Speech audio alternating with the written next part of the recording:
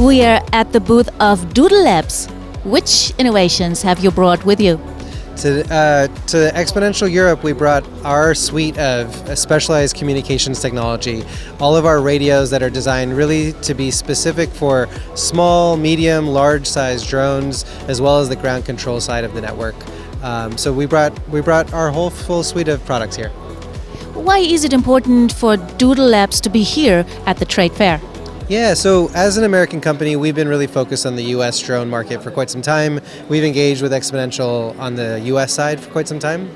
And so it's actually part of our 2025 is really to come meet our European customers more. And so I spent the last week actually traveling around meeting customers, and then also had this opportunity to be at this show and get to meet more customers as well. And how was the day so far? Yes, it's been great. It's feels like a different kind of show than the U.S. one.